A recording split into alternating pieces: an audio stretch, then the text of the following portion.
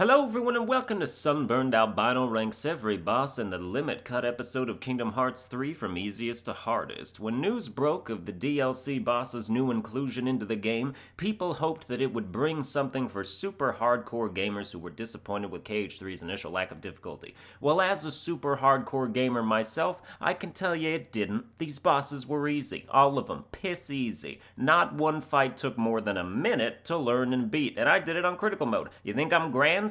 I'll prove it to you with my footage. Starting from easiest and working our way nowhere. Number 1, Yozora. I was all hyped up for the super secret boss, but was immediately let down once the fight started. Look at that. Dude's so weak to thunder it kills him in one hit. Just melts through 20 straight HP bars. It's like watching Chansey get one shot by a karate chop. Yozora's standing there trying to act cool with his different colored eyes and sweet life of Zack and Cody voice actor, but he's a straight up bitch. Number 2, Master Xehanort. You can tell an old man's gone senile when he flies up in the air and calls upon the forces of light and darkness to rain projectiles at you, but doesn't notice the giant Firaga ball hurtling towards him. If I learned anything from Borderlands, it's that fire weapons are good against flesh, and I guess Kingdom Hearts took that 900 steps further because Xehanort is so weak to it that, again, he dies in one hit. It's unbelievable. I don't know why they would bother making bosses that you can just one-shot without even having any cheats active. Number 3, Ansem. This is just a joke at this point. Somebody pranked me. Somebody hacked into my game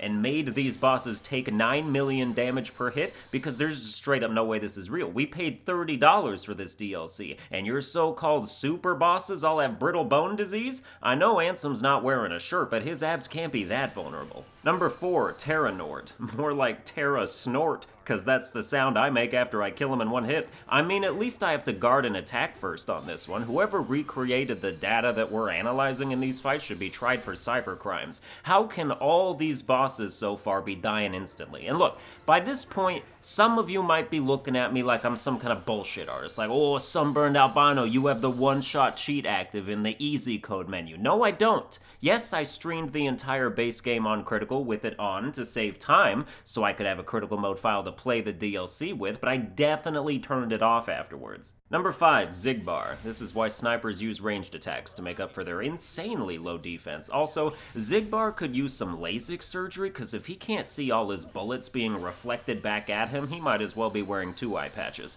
I hope whatever's in that black box you're after is some contact lenses. At least you'll get double mileage out of the pair of them. Number 6, Sykes. Sykes' whole thing is his Berserk, which makes sense because traditionally Berserk in gaming means that you do hella damage or attacks while having no health to speak of. Block dodge one attack and he's toast. People were telling me about LimitCut bosses while I was streaming the base game to get there, and Sykes was one that frequently came up like, oh man, you're gonna break your controller, he's so hard. The only thing that's broken is my sense of accomplishment, as well as my respect for all these once fearsome foes who used to command it. Number 7, Xion. Hey Xion, we know what you look like, take your hood off. It's certainly not giving you any bonus armor rating, and she dead in one hit like all the others. I now understand why IGN reviewed the KH3 DLC without even finishing it. Once you've played 4 bosses, you've played them all. And who needs a secret episode that drops a humongous preview of where we can expect the series to go in the future? I personally applaud game journalists who know when to cut corners. There are more important things than integrity in the business, like rage clicks. Number 8, Young Xehanort. Dude's got a slimy tentacle keyblade straight out of a hentai that probably stops time so he can jerk it hella without anyone noticing. Doesn't stop him from getting one shot.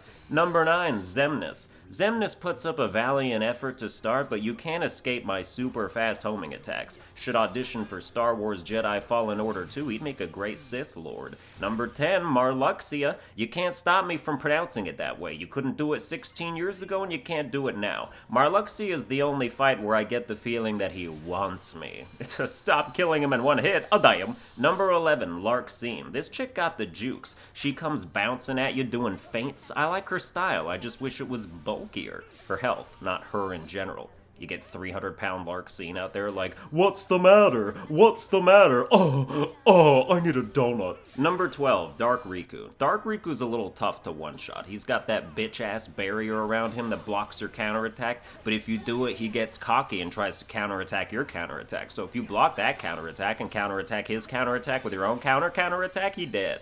Number 13, Lux Sword.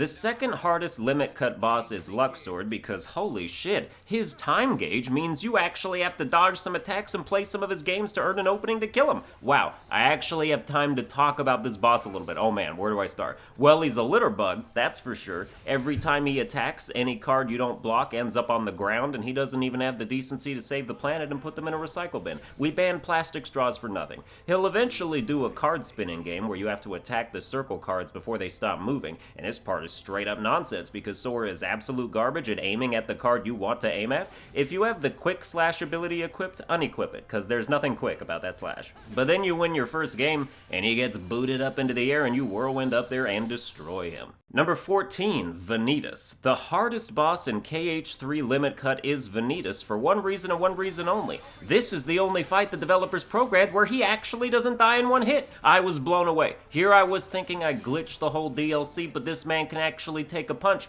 and also apparently I had the easy codes turned on for all the other bosses. Honest mistake. I don't see a reason to dwell on past mistakes. We learn from them and move on. Vanitas is my favorite data fight. It's the only one where I feel like I could pull off a no damage run. Everyone else has some bullshit or another to make that real annoying to attempt.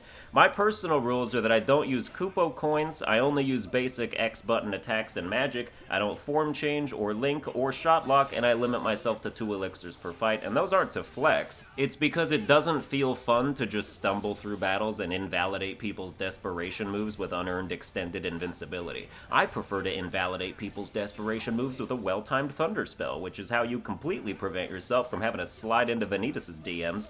After you get him down to a set amount of health, if you see him teleport to the middle like he's about to hop on his Keyblades again, knock him out of the air before he lands on him, and you get a free combo and cancel his DM, which you absolutely want to do because that thing requires like a full minute of perfect blocks and dodges, and I never gotten through it. Afterwards, he adds 2 new wrinkles to his attack mix. His Fireball Onslaught will have a couple teleporting attacks thrown in, and he'll do a new attack where he hurls streams of Keyblades at you at a time, but the timing on blocking that is easy. I'd say this is the single most learnable fight out of all of them, and it's one of only 2 bosses, the other being Lux Sword, that I can beat using my limited rule set. Everyone else is like, bro, you're actually dead if you don't abuse shot lock and form change finishers and summon Ariel's water titties every 2 minutes. It just doesn't suit my playstyle, which is why I utterly failed in making a proper boss ranking for this shit. And that's alright with me, man. Enjoy the jokes, or if you're one of those stuck-up difficulty snobs, then tell me I wasted your time and I suck at Kingdom Hearts 3, a game you didn't even like until last month.